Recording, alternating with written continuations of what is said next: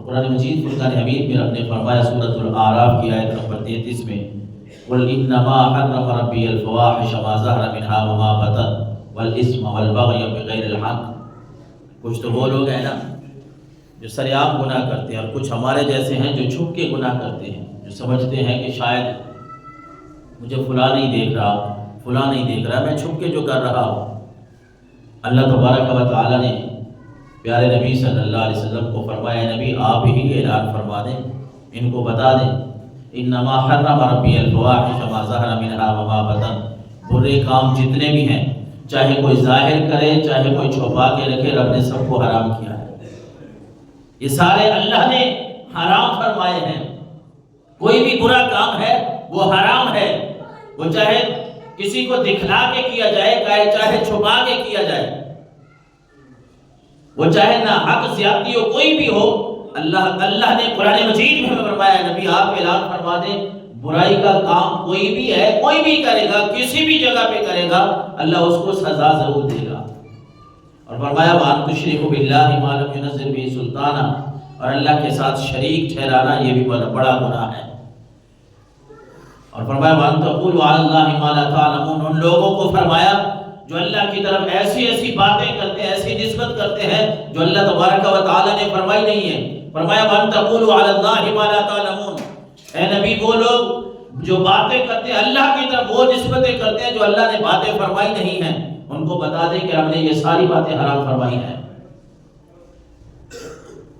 آج وہ غیرت، وہ ایمان، وہ حمیت یہ ختم ہوتے جا رہے ہیں. حیا کا نام و نشان تک نہیں رہا. اور اس کی بڑی وجہ یہی ہے کہ ہم نے اسلام کو چھوڑ دیا، ہم نے قرآن کو چھوڑ دیا. ہمارے نوجوانوں نے یہ آئیڈیا سمجھا کہ آج 14 فروری ہے تو یہ ویلنٹائن ڈے جو ہے وہ محبت کے نام سے یہ دن منایا جاتا ہے. اور ہمارے گھر کے جو افراد ہیں، جو ہمارے والدین ہیں، ان کی ذمہ داری ہے کہ ہم اپنی اولاد کی تربیت کریں، اپنی اولاد کو سمجھائیں، اپنی اولاد کو بتائیں کہ ہمارا یہ شعبہ نہیں ہے، ہماری یہ تربیت نہیں ہے، ہمارا یہ اسلام نہیں ہے.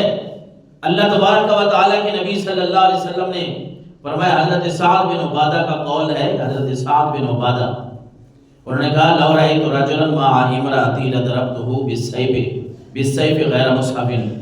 حضرت سعد بن عبادہ نے کہا کہ اگر میں اپنی بیوی کے ساتھ کسی غیر مرد کو دیکھ لوں تو میں ننگی تلوار سے اس کی گردن اڑا دوں گا. حضور صلی اللہ علیہ وسلم کو جب یہ بات پہنچی نا تو آپ نے فرمایا اتعجبون من غیرت سعد، اے میرے صحابہ کیا تم حضرت سعد کی غیرت پہ تعجب کر رہے ہو؟ مرد کا تو ہوتا ہی یہی ہے، مرد تو غیرت کے ساتھ زندگی گزارتا ہے، حیا کے ساتھ زندگی گزارتا ہے. اور آپ نے فرمایا واللہ لأنا اغیر منہ، کہ اللہ کی قسم میں اس سعد سے بھی زیادہ غیرت مند ہوں. اللہ کے نبی نے فرمایا کہ لوگوں یاد رکھو اللہ کی قسم میں اس سعد سے بھی زیادہ غیرت مند ہوں، شرم و حیا کا پیکر ہوں. میں اپنی امت کو بھی یہی تعلیم دیتا ہوں کہ شرم و حیا کے دامن کو کبھی بھی نہ چھوڑنا. اور اس کے بعد فرمایا واللہ اغیر منی، لوگوں مجھ سے بھی میرا رب جو ہے وہ زیادہ غیرت مند ہے.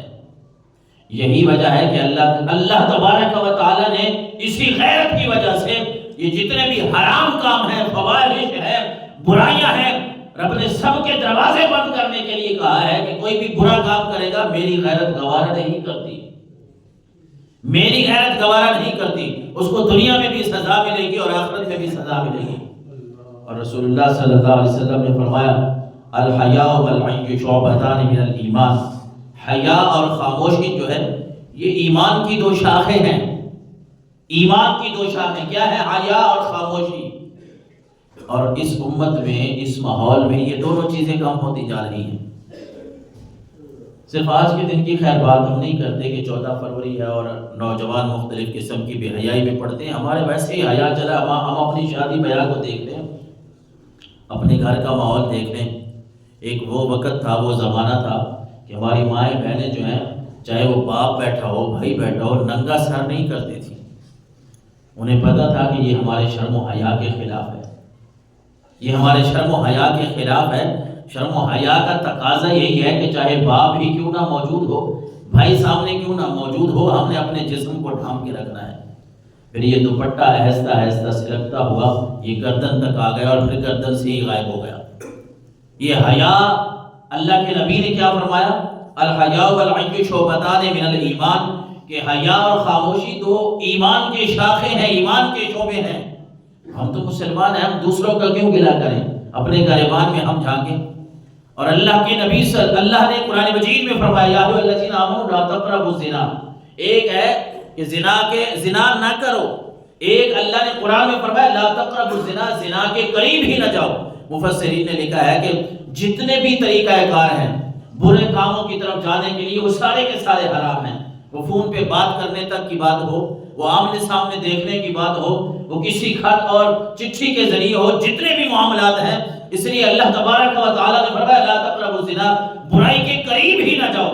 جتنے بھی راستے ہیں برائی کے وہ سارے کے سارے چھوڑو گے تو رب تمہیں حیا جیسی دولت نصیب فرمائے۔